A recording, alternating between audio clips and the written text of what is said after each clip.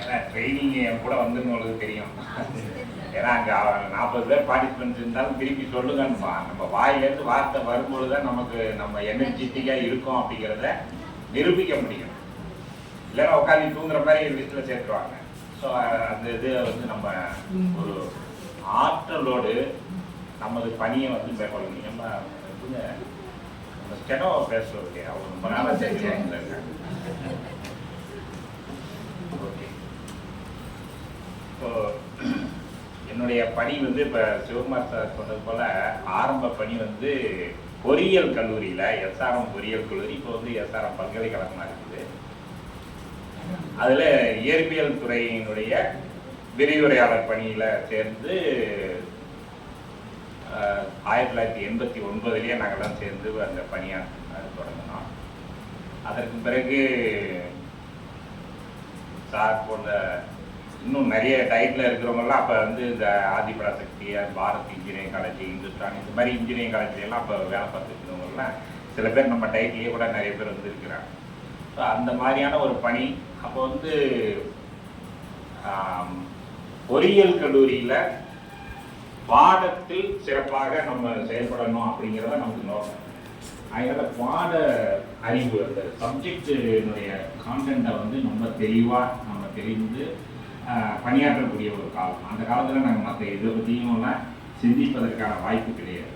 But என்ன ஒரு அனுபவம் கிடைச்சதுன்னா, ஒரு பாடத்தை குழந்தைங்களுக்கு எப்படி நடத்தலாம் அப்படிங்கிறதுல ரொம்ப தெளிவான ஒரு வழிகாட்டுதல் கிடைத்தது.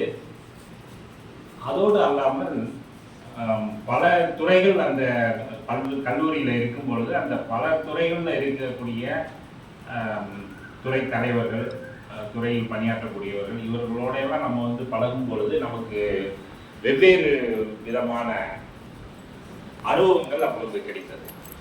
கிட்டத்தட்ட ஒரு 8 வருடம் அந்த பொறியியல் கல்லூரியில் பணிபுரிந்த பிறகு அரசு பணி திருவண்ணாமலை மாவட்டத்தினுடைய வந்தவாசி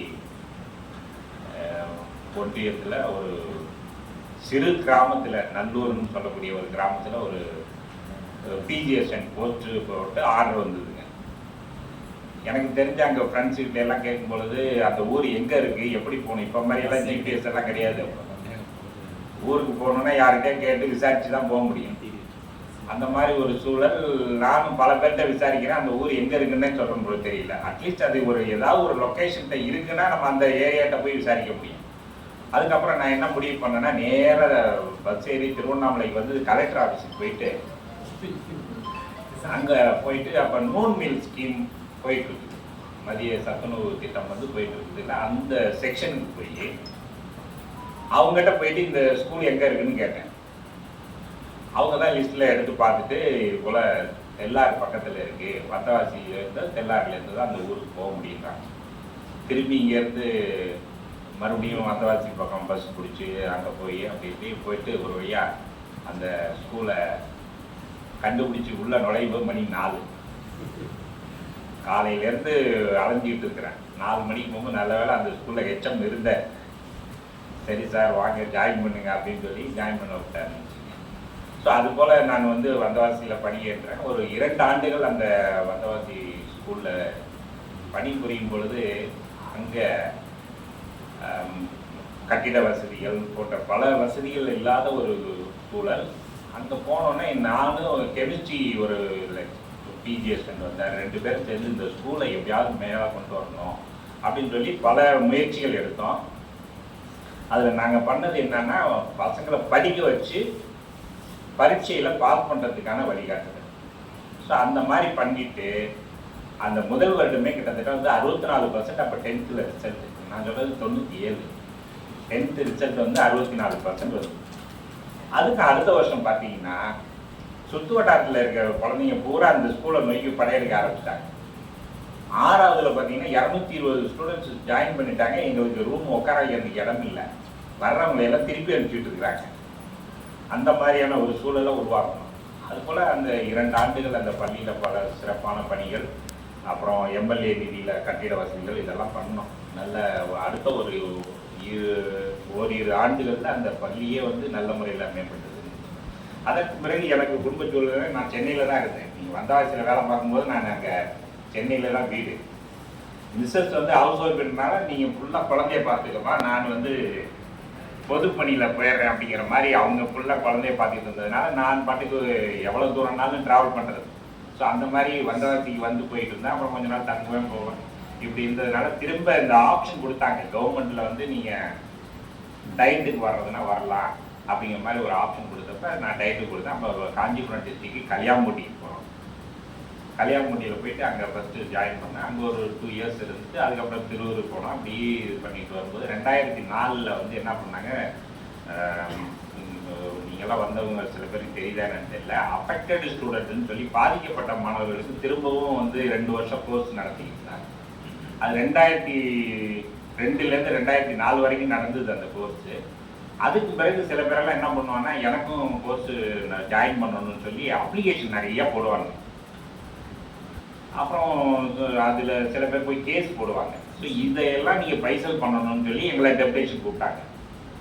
பயிற்சிக்காகவோ அல்லது மற்ற மாடியில் எழுதுறதுக்கோ எங்களை கூப்பிடல. இந்த கோர்ட்டு கேஸு, இந்த அப்ளிகேஷன் போடுறவங்கள டீல் பண்ணணும். அவன் வந்தானா அவனுக்கு பதில் சொல்லி உனக்கு அட்மிஷன் கிடையாதுன்னு சொல்லி அனுப்பணும். எலிஜிபிள் இருந்ததுன்னா அவனை அட்மிஷன் கொடுக்கணும். ஸோ இந்த வேலையில் தான் முதல்ல ஆரம்பித்தோம். ஸோ அந்த பணிகள் வந்து தொடர்ந்து நடந்தது. அதுக்கப்புறம் ஒரு 2010க்கு பிறகு தான் நம்ம வந்து முழுக்க வந்து கட்டகம் தயாரித்தல், பயிற்சி திட்டமிடுதல், பயிற்சி அளித்தல், இது போன்ற பணிகளில் ஈடுபட ஆரம்பித்தோம். பிறகு தொடர்ந்து வரும் பொழுது 2018க்கு பிறகு நம்ம தமிழ்நாட்டினுடைய மாநில கல்வியியல் ஆராய்ச்சி மற்றும் பயிற்சி நிறுவனத்திற்கான நிதி திட்டமிடல், பட்ஜெட் போடுறது. ஸோ அந்த பணி வந்து 2018லேருந்து ஏற்று அந்த பணியை செய்ய ஆரம்பித்தோம். ஸோ அந்த பணி 2018லேருந்து ஆரம்பித்து அந்த பணியை மேற்கொள்ளும் போது டெல்லிக்கு சென்று அங்கே வந்து ஒன்றிய கல்வி அமைச்சகத்தில் நிதித்துறையில் போய் நம்மளுடைய பட்ஜெட்டை ப்ரொப்போஸ் பண்ணி அவங்ககிட்டேருந்து அந்த நிதியை பெற்று வருவோம். ஸோ அந்த பணியை மேற்கொள்ளும் பொழுது டெல்லி வரைக்கும் நம்மளுடைய பணியானது நீட்டப்பட்டது. ஸோ அதுக்கப்புறம் அந்த பட்ஜெட்டு எல்லாம் இப்போ இன்றைக்கும் பார்த்தீங்கன்னா டெல்லியில் ஃபோன் பண்ணி சொன்னதுனால அவங்க இது பண்ணுவாங்க. பட் இப்போ டியூ டு இந்த கவர்மெண்ட் இஷ்யூனால நம்ம 2 வருஷமாக ஃபண்டு வாங்க முடியாமல் உட்காந்துருக்கோம். அவனே சொல்லுவான், எப்பா உங்களுக்கு ஏன் வந்து வாங்க மாட்டேங்கிறீங்கன்னு கேட்பாங்க. ஸோ இங்கே நம்ம பொலிட்டிக்கல் பிரச்சனையில் நாம் ஒன்றும் செய்ய முடியாது அப்படின்னு சொல்லிட்டு அவங்க ஒரு கேட்குறாங்க. ஸோ இந்த மாதிரி நம்ம வந்து ஒரு இடத்திலும் ஒரு அனுபவத்தை பெற்றது. ஒரு சில இடங்களில் இப்போ எல்லாரும் சொல்லும்போது கோவப்படுவார். அப்படிங்கும்போது எனக்கு மேலே இருக்கிற அதிகாரி வந்து இந்த வேலையை இன்றைக்கும் முடிக்கணும் அப்படின்னு அவருடைய அழுத்தம் எனக்கு வரும் பொழுது நான் அந்த அழுத்தத்தை வந்து அடுத்த எனக்கு கீழ் பணிபுரிகின்றவர்கிட்ட தான் அதை காமிக்கக்கூடிய ஒரு சூழல்.